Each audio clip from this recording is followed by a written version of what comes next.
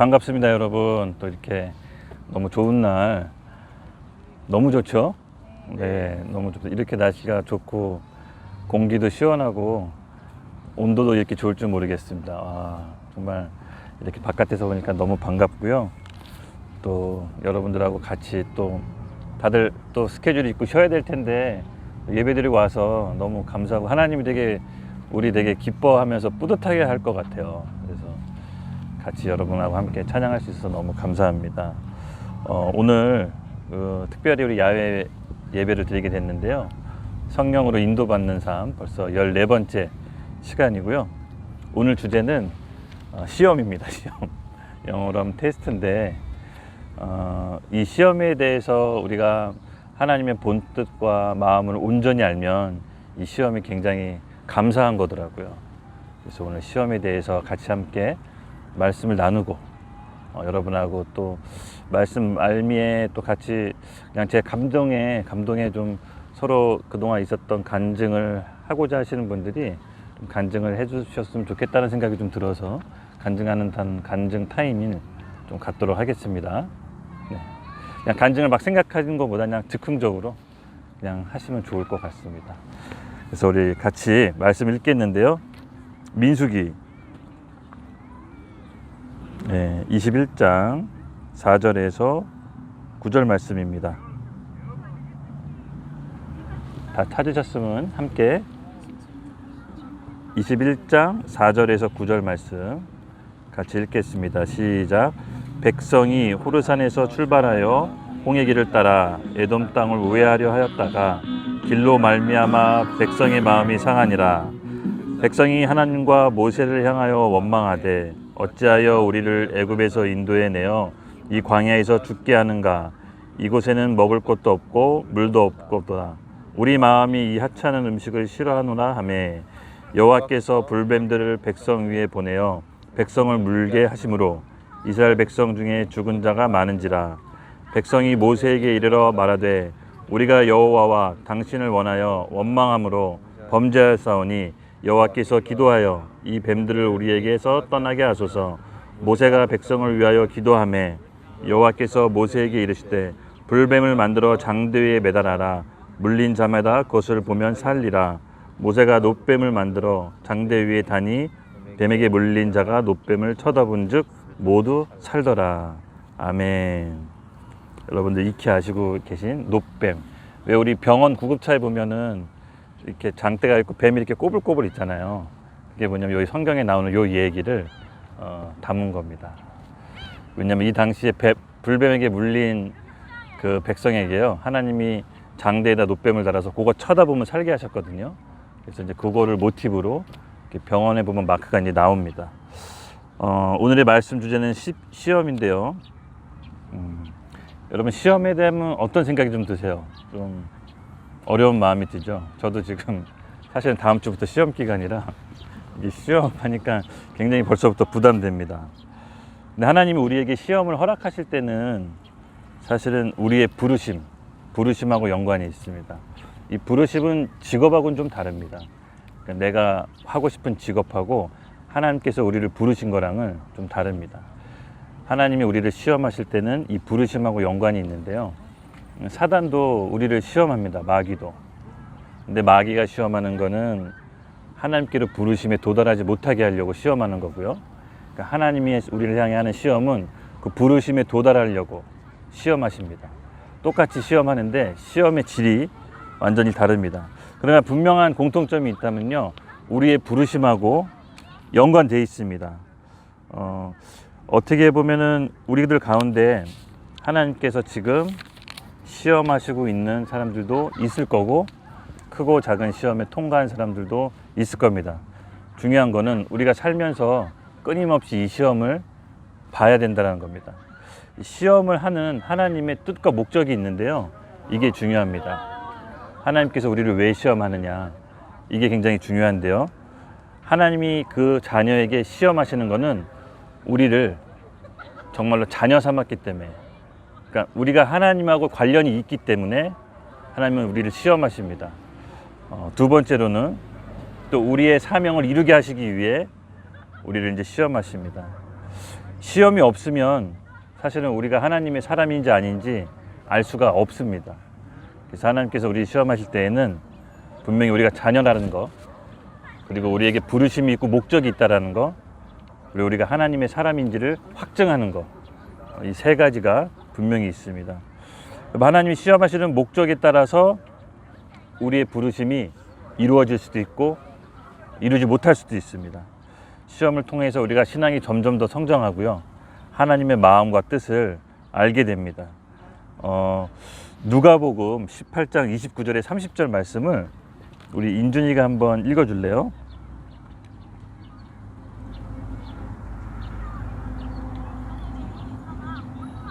18장 29절. 네, 18장 29절에서 30절.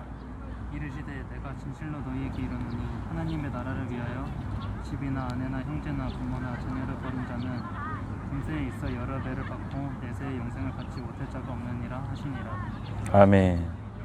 이 부자 청년 이야기인데요, 이 말씀 말미에 예수님께서 말씀하신 건데, 이 시험과 테스트는 그 사람이 감당할 수 있을 만큼 하나님께서 시험을 하시는데요, 거기에 따르는 건요, 시험의 후로는 분명히 거기에 맞는 보상이 있습니다.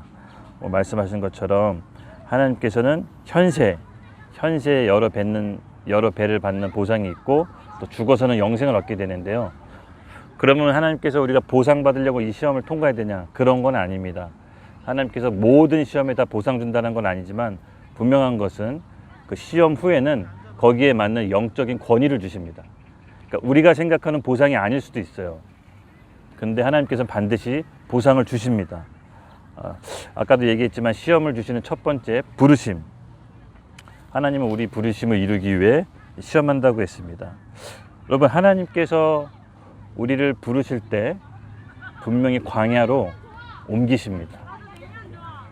하나님은 우리를 향한 부르심을 이룰 때는 광야로 옮기시는데요, 이건 어떻게 보면 하나님의 방법이실 수도 있는데요, 여러분도 한번 성경을 잘 찾아보세요.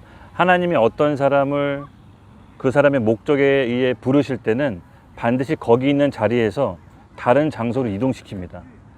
너무 신기해요. 공동체든 사람이든 꼭 하나님이 그 뜻을 부르시기 위한 장소로 이동시켜요. 예를 들어서 이스라엘 백성이 애굽에서 종살이 할 때 그 이스라엘 백성이 가고자 하는 목적이 있었어요. 여러분들 잘 아시지만 가나안 땅이죠. 근데 이스라엘에서 가나안으로 바로 보내면 되는데 그렇게 하지 않으시고 광야로 이동시켜요. 거기서 준비시켜요. 가나안으로 가기 위해서. 그러니까 하나님이 부르실 때는 목적이 있습니다. 목적지가. 그래서 목적을 이루기 위해서는 반드시 내가 머문 자리, 공동체가 있는 자리로 옮기시고 준비를 시키십니다. 이거 어김없더라고요. 개인이든 어떤 한 큰 공동체든. 대표적인 사람이 아브라함 아시죠? 아브라함에게 하나님께서는 그의 부르심, 아브라함의 열방의 아비가 되기 위해서는 그 머물던 곳 하란에서 떠나 일가친척 아비 집 모두 떠나 가나안으로 이동시켜요. 그러니까 하나님의 방법이신 것 같아요. 반드시 하나님이 그 사람이 부르실 때에는 머문 자리를 이동시킵니다. 왜 그런지는 모르겠어요. 성경에 많은 사례가 그렇게 나와 있어요. 요셉 아시죠? 요셉이 머물던 자리에 이동해서 감옥 생활도 하고 노예 생활도 합니다. 하나님이 그렇게 다루세요. 준비시키세요. 그래서 만약에 저와 여러분이 하나님의 부르심을 받았다면 여러분 기뻐하십시오. 시험이 있는데 그 시험의 장소는 광야입니다. 이 광야는 사실 우리가 모두가 원치 않은 곳입니다. 그렇지만 광야를 통해서 우리의 진짜 마음속에 있는 우상과 죄들을 하나님이 다루세요. 그리고 준비시키십니다. 그래서 준비가 끝난 다음에는 적과 꿀이 흐르는 가나안 땅으로 최종 신앙의 목적지로 우리를 인도하십니다. 여러분 중에 혹시 지금 광야에 있으신 분들 계십니까? 사실은 다 우리 광야에 있어요. 예수님을 믿고 우리가 신앙생활 하는 것 자체가 지금 광야에 있습니다. 그럼 우리가 최종 목적지 가나안은 어딜까요? 바로 예수님 재림하실 때 예수님이 재림하시고 그의 준비된 신부를 만나시죠. 바로 여러분과 제가 지금 광야에 있는 동안 우리가 예수 그리스도와 결혼하기 위해 준비되어 가는 과정입니다. 그 준비되는 과정에 여러분들이 함께 있다라고 보시면 됩니다. 이스라엘 백성들이 애굽을 탈출해서 광야에 있습니다. 광야에 있어서 수많은 시험을 겪게 되는데요. 그 중에 여러분 아시다시피 오늘 본문 말씀 민수기, 그렇죠? 민수기 말씀에 보면은 이스라엘 백성이 모세 말을 잘 듣습니까? 안 듣습니까? 안 들어요. 무슨 일만 터지면 모세를 원망해요. 눈에 보이는 모세, 눈에 보이는 리더를 계속 원망하고 불평하고 모세를 타박합니다. 근데 모세가 그때마다 정말 하나님께 호소해요. 정말 이걸 어떻게 해야 되냐라고. 나중에는 모세도 두 손 두 발 내들 때가 있습니다. 근데 여러분, 하나님께서는 모세를 딱 컨택하셨을 때 기억나세요? 모세가 이집트 왕일 때는 모세를 선택하지 않으시고 모세가 실수하고 죄에 걸려 넘어졌을 때 모세를 광야에서 40년 동안 다루세요. 그리고 나서 모세가 아무것도 의지하고 할 수 없을 때 하나님께서 80내 먹은 노인네를 불러서 이집트 백성을 구원하는 리더로서 세우십니다. 마찬가지입니다. 우리가 예수 믿고 구원 받았지만 사실은 광야에 있습니다. 이 이집트를 뜻하는 것은 바로 예수 믿기 전 세상을 뜻합니다. 이스라엘 백성이 모세를 통해서 이집트에 나왔지만 하나님이 보시기에는 여전히 마음은 이집트에 있었어요. 몸은 노예 생활을 탈출해 광야에 있었지만 마음은 이집트 생활을 너무 그리워했어요. 이집트에 있었던 풍습, 이집트에 있었던 그런 음식, 이집트에 있었던 여러 가지 문화들을 사실은 마음은 두고 있었어요. 그래서 하나님은 그게 불편하셨던 거예요. 왜냐하면 진짜 원하는 거는 몸과 마음을 다 원했던 거지, 몸은 따라왔지만 마음은 이집트 여전히 있었던 것을 하나님께서는 원치 않으셨답니다. 그래서 광야에서 이제 시험을 하시는데 오늘 이렇게 보면은 불뱀 사건이 있습니다. 이집트 나온 이스라엘 백성이 여전히 모세에게 원망했습니다. 조금만 길을 돌아가더라도 모세에게 엄청나게 타박을 합니다. 근데 그런 모세 하나님께서 이집트 백성에게 불뱀을 풀어서 그 불뱀에서 물린 자들을 죽게 만듭니다. 근데 그것이 너무 사태가 심각하니까 모세가 하나님께 기도를 해요. 이 불뱀을 좀 제거해 달라고. 그랬더니 하나님이 장대에다가 놋뱀을 달아 높이 세워라. 그래서 그것을 본 사람들은 살리라라고 얘기해요. 근데 여러분 잘 아시다시피 이스라엘 백성이 불뱀에 물렸을 때 놋뱀을 봐서 산 사람이 있지만 끝까지 보지 않고 자기 고집을 굽히지 않고 죽는 이스라엘 백성들도 많았습니다. 그것은 뭐냐면요, 놋뱀은 우리 삶의 환경에 우리를 괴롭히는 여러 가지 요인들, 내 욕심, 아니면 우리가 하나님께 도달하지 못하게 하는 여러 가지 방해 요소들이 그 놋뱀입니다. 그 놋뱀에 주목하는 것이 아니라 하나님께서 높이 잔 논문, 그 놋뱀, 불뱀에 주목하는 게 아니라 그 놋뱀을 주목하라고 하십니다. 현실에 우리 살다 보면 여러 가지 어려움과 문제가 있잖아요. 그렇죠? 지금 당장 직장에 가더라도 나를 괴롭히는 사람, 혹은 지금 내 안에 있는 여러 가지 마음의 미움, 두려움, 이것이 다 모두 불뱀입니다. 근데 하나님께서는 그 불뱀에 주목하지 말고, 현실을 너희를 괴롭히는 불뱀에 주목하지 말고 내가 장대에 매달은 놋뱀으로 주목하라는 겁니다. 그것이 너희들이 살 길이라. 여러분, 장대에 달린 놋뱀은 무엇을 의미합니까? 바로 예수 그리스도, 십자가에 달린 예수님을 예표하는 겁니다. 오늘 우리에게 놋뱀은 바로 십자가에 달린 예수님입니다. 우리 현실적인 문제, 두려움, 여러 가지 어려움이 있지만 광야에 난 우리는 오로지 살 길은 예수님을 바라보는 것입니다.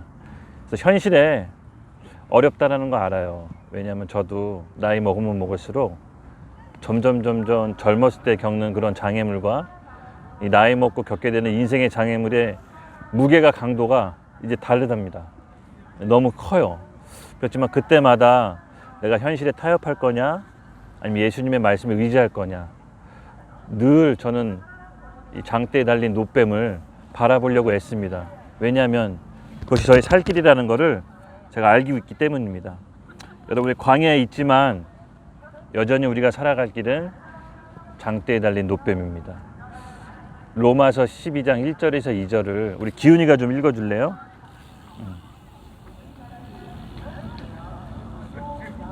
그러므로 형제들아, 내가 하나님의 모든 자비하심으로 너희를 권하노니 너희 몸을 하나님이 기뻐하시는 거룩한 산 제물로 드리라. 이는 너희가 드릴 영적 예배니라.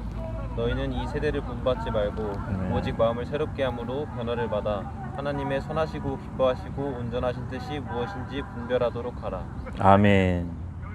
네, 이집트에 탈출한 이스라엘 백성에게 하나님이 요구하시는 것이 있었습니다. 그들은 세상으로부터 구별돼서 이집트로부터 가치관으로 구별돼서 하나님의 거룩한 백성이 돼서 복음을 예수 믿지 않으니까 이방 나라, 하나님을 믿지 않는 나라에게 전하는 제사장 나라로서의 부르심이 있었습니다. 그 부르심을 이루기 위해 사실은 이집트로부터 분리시킨 거예요. 이집트로부터 분리해야 하나님의 소명을 이룰 수 있기 때문에. 저와 여러분 마찬가지입니다. 오늘 로마서 12장 1절에서 2절 말씀처럼 하나님께서 우리에게 원하시는 것이 있습니다. 하나님이 원하시는 것은 우리를 몸을 거룩한 산 제물로 드리는 것. 그래서 하나님께서는 오늘날 우리에게 거룩한 삶과 예배를 원하십니다. 그래서 우리가 세상 가치관에 쫓지 않고 어떻게 하면은 하나님이 원하시는 기뻐하시는 삶을 드릴 수 있는지 여러분 부단히 노력하셔야 됩니다. 왜냐하면 그 시험이 우리가 살아가는 데 있어서 가장 치열한 싸움입니다. 하나님께서는 기회가 많으신데요. 사실은 제가 이 광야에 있는 이스라엘 백성을 보았을 때 40년 동안 이렇게 하나님께서 뺑뺑이 돌려가지고 이스라엘 백성을 시험하시나. 처음에 이렇게 생각했었는데 나중에 좀 다른 생각이 좀 바뀌었습니다. 어떤 생각이냐면요, 하나님께서는 기다렸던 것 같아요. 40년 동안 이집트로부터 분리된 그런 영혼들을 좀 기다렸던 것 같아요. 여러분 혹시 기억나시죠? 이집트에서 빠져나온 이스라엘 백성이 몇만 명인지 200만 명이 조금 넘는다고 합니다. 어떤 분들은, 신학자들은 300만 명까지 얘기를 하는데 실제로는 200만 명이 넘는다고 합니다. 근데 그 광야로부터 온 이집트를 탈출한 그 모세 1세대가 가나안 땅으로 간 사람은 몇 명일까요? 기억나세요? 2명. 여호수아 갈렙. 이집트로부터 탈출했지만 광야에서 하나님께 시험을 통과한 사람은 단 2명입니다. 끊임없이 이스라엘 백성은요, 이집트의 생활을 그리워했어요. 그러니까 그 가치관과 그 생각을 못 버렸어요. 그 유일하게 벗은 사람이 여호수아 갈렙, 그리고 이집트를 경험하지 못한 광야의 2세대, 그러니까 이집트의 삶을 알지 못하는 그 1세대의 자녀들, 이 자녀들을 리더로 하나님이 여호수아 갈렙을 세워요. 하나님이 기다렸었던 것 같아요. 40년 동안 변화되기를. 그러니까 하나님이 시험을 통과 못해서 40년 동안 이스라엘 백성을 죽인 게 아니라 한 명이라도 변화될 때까지 40년 동안 기다렸다라는 마음을 주셨어요. 그러니까 하나님은 우리를 변화받기를 여전히 지금 기다리고 계세요. 우리가 구원받았지만 하나님의 시간표가 있을 겁니다. 그때까지 우리가 변화받기를 끊임없이 기다리는데, 우리가 생각하는 것만큼 하나님께서는 인자하심과 기다리심이 너무 크셔서 많이 기다려 주실 것 같아요. 그렇지만 그 기다림이 무한정 있는 게 아니라 하나님에 맞는 시간표가 있을 거랍니다. 그래서 그 시간표가 됐을 때 우리가 지금 우리 이 세대, 다음 세대의 리더가 돼서 다시 오실 예수님을 만날 준비시키는 리더가 될 수가 있습니다. 여러분, 우리가 이 광야에 있을 때 변화 받읍시다. 변화 받읍시다. 왜냐면 하나님은 지금도 우리가 변화되길 기다리시고 광야에서 우리를 테스트하십니다. 이 테스트를 통과한 사람은 200만 명 중에 단 2명이었지만 사실은 하나님이 그 2명이 나오기까지 기다렸던 거예요. 40년 동안. 지금도 하나님 우리를 기다리고 계십니다. 여러분 믿으시죠? 네. 두 번째 하나님의 테스트가 있는데요. 이 테스트는 공동체에게 주시는 테스트가 있습니다. 이 공동체에게 주시는 테스트는요, 테스트를 주시는 건지 아닌지 잘 몰라요. 근데 나중에 보면 알아요. 우리 누가복음 15장 29절에서 32절 말씀인데, 죄송합니다. 우리 은정자매님이 좀 읽어주시겠어요? 네. 누가복음 15장 29절에서 32절입니다.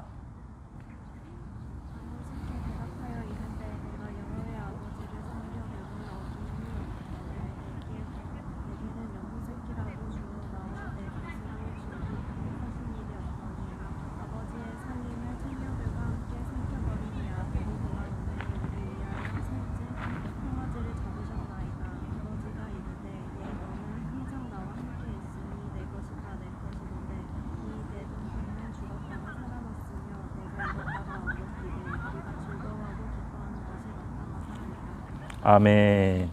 여러분 잘 아시다시피 이거 돌아온 탕자 이야기 아시죠?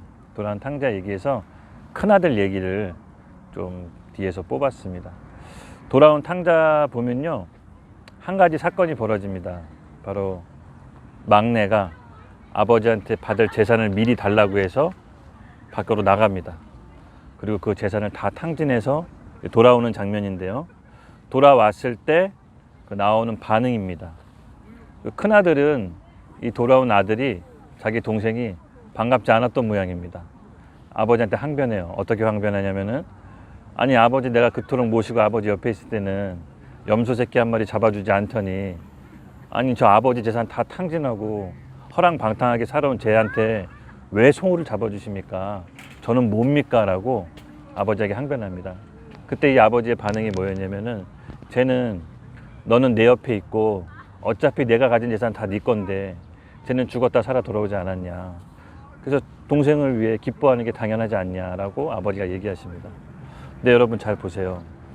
이 동생이 재산을 탕진해서 돌아온 이 사건이 사실은 우리 공동체에서도 일어납니다. 어떻게 일어나냐, 이 형은 사실 본 마음은 아버지를 위해 있었다기보다도 아버지 재산이 사실 탐했던 겁니다.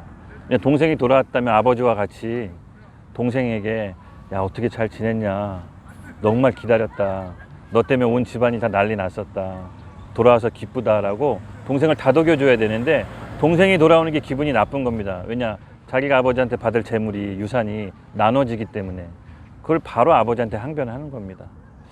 사실 동생을 판단하고 정죄한 겁니다. 아버지는 동생이 돌아온 것만으로도 기뻤지만 이 큰형은 동생이 돌아왔을 때 사랑으로 품은 것이 아니라 판단한 겁니다. 너가 아버지의 재산을 다 탕진하고 무슨 민낯으로 지금 이렇게 돌아왔느냐라고 동생을 정죄하고 판단합니다. 사실은 여러분, 우리 공동체 안에 어떤 사람들이 죄로 연약해서 실수해서 넘어질 수가 있습니다. 근데 그 영혼들을 판단해서 정죄를 볼 거냐, 아니면 아버지의 마음처럼 사랑으로 품을 거냐, 여기에 따라서 하나님께서 우리에게 그 다음 스텝, 우리의 갈릴 길을 정해 주십니다. 여러분, 하나님이 우리를 몇 번씩 용서해 주실까요? 잘못했을 때 예수님께서 얘기한 예시가 있습니다. 70번씩 7번이라도 용서해 줘라.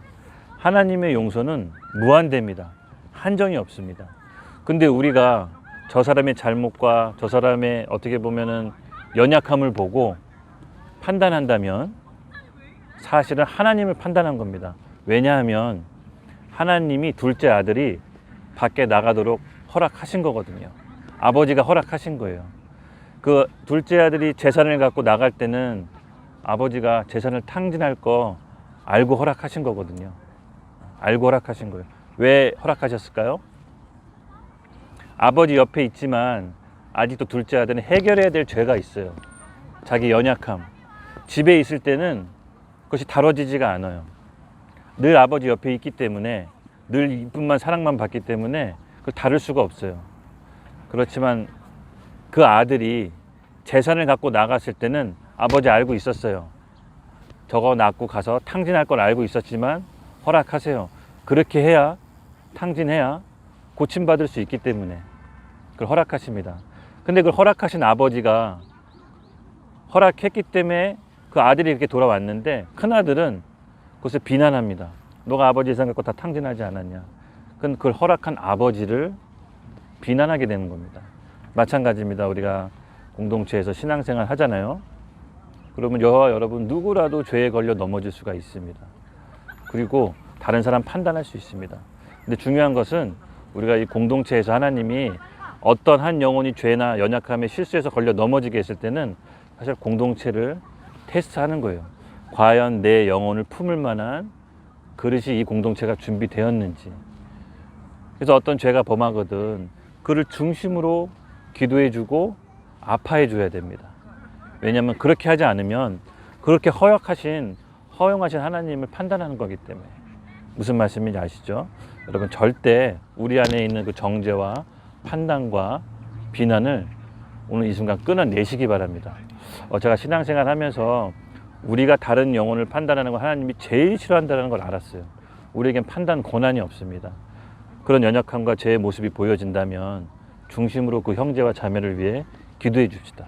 기도해 줍시다. 그것이 우리의 몫입니다.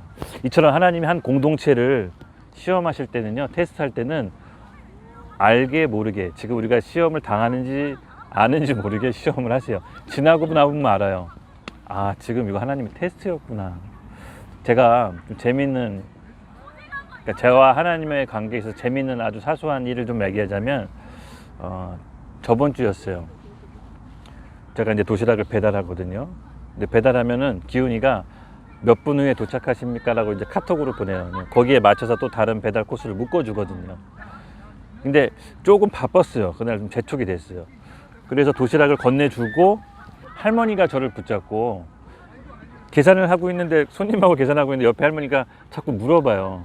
이 도시락 배달해 줄 수 있냐고. 그래서 바빴어요. 그래서 할머니 이 도시락 주문하신 분한테 좀 물어보시라고 그랬더니 할머니가 그 도시락 주문하는 아저씨한테 결제 끝나고 도시락 하나라도 갖다 줘요 물어보니까 그 아저씨가 15,000원 이상 해야 됩니다 그러더라고요.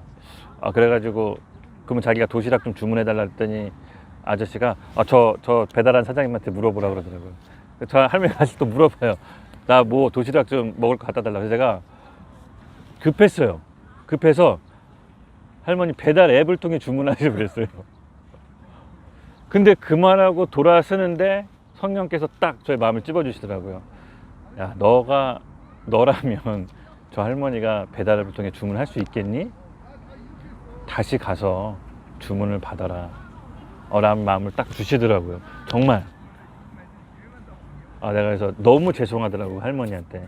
그렇지, 나도 나이 먹고 80대면 젊은 애가 나한테 이러면 나 진짜 욱했을 텐데 지금 내가 뭐한 짓일까 하고 다시 발걸음을 돌아섰는데 할머니가 안 계셔.